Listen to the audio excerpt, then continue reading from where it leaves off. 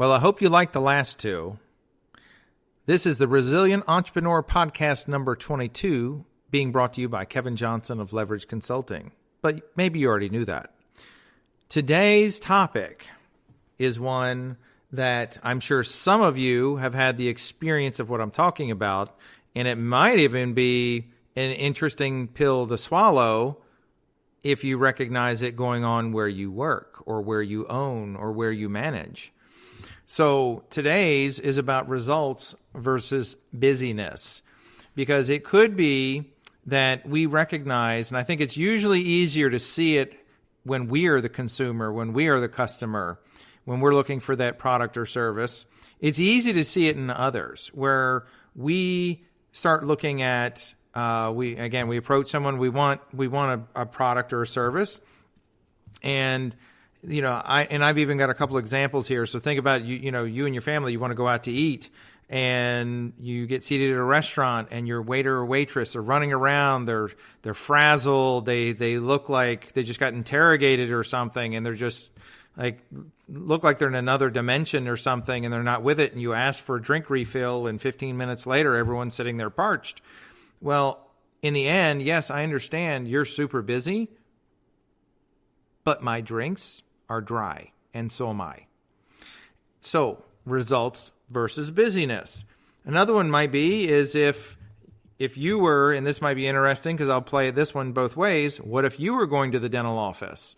And you were going to the dental office and they're running behind and they are super busy and they are all looking like they're running late for a overseas vacation and they don't have anything packed.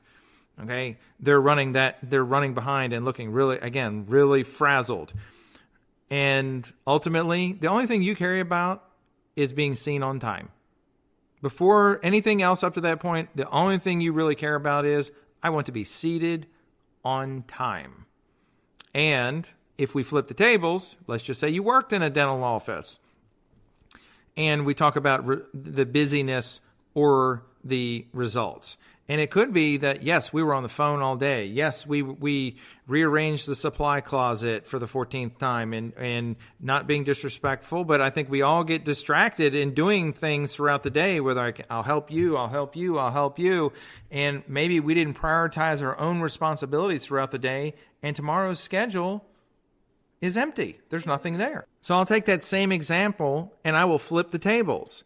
What if you worked in a dental office and ultimately you were super busy all day and answering phones and answering questions and helping everyone else, and ultimately you were just left the office just fried. You're done. But what about tomorrow's schedule? What if tomorrow's schedule is full of holes? There's nothing there. We're going to be standing around all day tomorrow. The question is, were we really busy all day long? And if we really look at it, yes, we were really busy all day long, but did we actually do the things that mattered? Did we get the result, the things that we cannot change? So these are just some examples of things where maybe we can see it either from our work world or when we're in the consumer world. And you take those things, and I think this is one of those topics I could take 2 minutes to talk about, or I could take 2 hours to talk about. I'm not going to take a ton of time with this one today. But there are a few things that you could think about when we consider results and busyness in our work world. Because we all know we spend more time at work than we do with our family, with our hobbies, or anything else. If you're lucky, you spend 40 hours a week working. Lucky in the sense that may be all it is. But for those of us who don't turn the clock off at the end of the day, entrepreneurs, owners, managers, what have you, it's probably a little bit longer than 40 hours. So that being said, we need to prioritize our time. There's only so much of that time that we have. Again, if you're lucky and you get 40 hours a week, awesome. Well, would we look back and say we really invested that time really well? One of the things that many owners and managers, and quite honestly team members, have a little bit of a struggle with is learning when to say no. And no can be one of those things where it doesn't necessarily need to come across as a no, but it might be something where we need to ask that other person about reprioritizing their requests. We may need to reprioritize our time if it is a high-level request.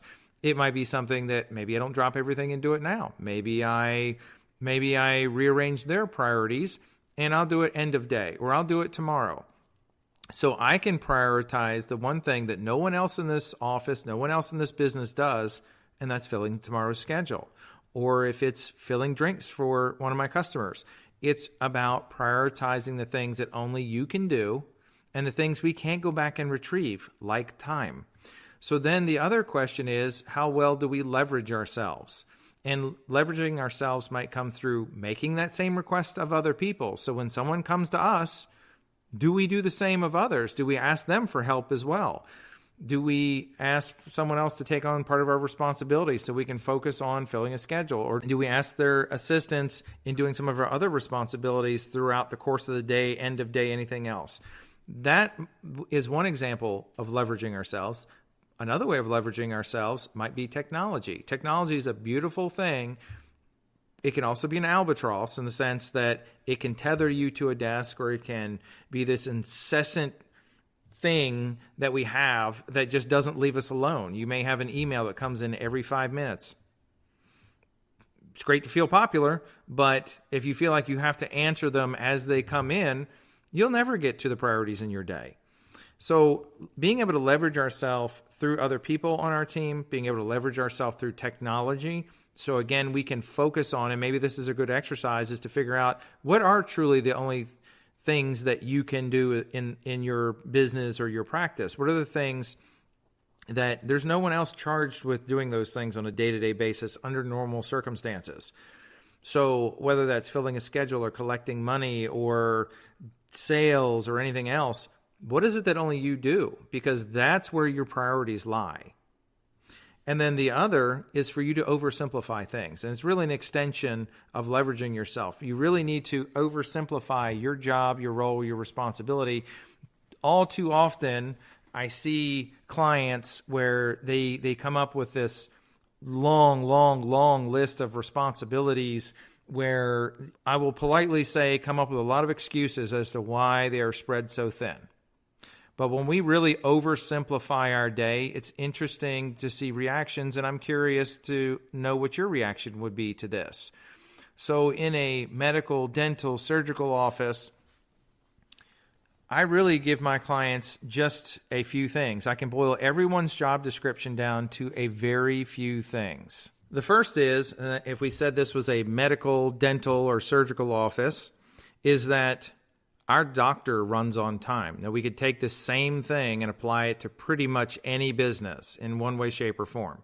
But first and foremost, in this example of a medical, dental, or surgical practice, the doctor or doctors run on time. Because if we can't do that one very basic thing, that's going to be a snowball that we all have to deal with. It's going to turn into an avalanche. Bad thing. So first and foremost, doctor runs on time. Guess what happens next? The second most important responsibility. The team has to run on time. So if our responsibility is to get a patient's appointment started at 2 o'clock in the afternoon, then whoever's seeing that patient, whoever's starting that appointment, they have to have their hand on that doorknob at 2 p.m., period. End of story. I don't care what else is going on there. They have to be retrieving that patient and bringing them back and starting that experience at 2 p.m.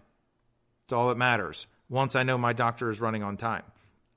Third thing, and if we can't do the first two, the third thing's not going to happen. The third thing is patients leave with a smile. Because happy patients, in this example, and again, we can apply this to anything else, but happy patients are going to refer their friends. They're going to refer their family. They're going to say yes when you suggest what they need to do to enhance their smile, fix their teeth. And again, we can apply this to home builders, real estate agents, anything else. If our doctors run on time, our team runs on time, then our patients, if they leave here with a smile, we're all in a much better place. And fourth, this is a bonus. If we can ensure that all of our team members leave here with a smile, We have won. Imagine what a phenomenal day, a phenomenal week, a phenomenal month we're going to have if our doctor consistently runs on time, our team consistently runs on time, our patients leave here with a smile, and our team leaves here with a smile every day. We come to work the next day. We're not dragging. We're looking forward to getting this day started. We're looking forward to doing it all over again. Remember, these are the people that you spend the most amount of time with on a day-to-day basis. So do those 4 things, and I can pretty much assure you that you will get yourself out of this busyness world and get yourself into a results world. Because that example that I just gave you of the doctor running on time, the team running on time, patients leaving with a smile, and the team leaving with a smile, those are all results-oriented things. I don't care about everything else that has happened throughout the course of the day. If we can't do those 4 things, we'll not reach our goals. If you can do those 4 things, your goals seem so simple. That was the Resilient Entrepreneur Podcast number 22. So if you have questions, if you have comments, if you have feedback, if you want to chat about this more, because I have a feeling some of you wrote down those 4 points, and I'm sure you're going to be taking it to a team meeting, because I know when I've shared that in the past, people start scribbling pretty fast. Because it's something super simple, and if we can do those things, it makes a lot of the rest of the things that we do on a day-to-day basis so easy. So as I said, if you have questions, you have comments, you want me to bring more to this party, talk about other topics, let me know. I've got more great topics coming up for you in the very near future.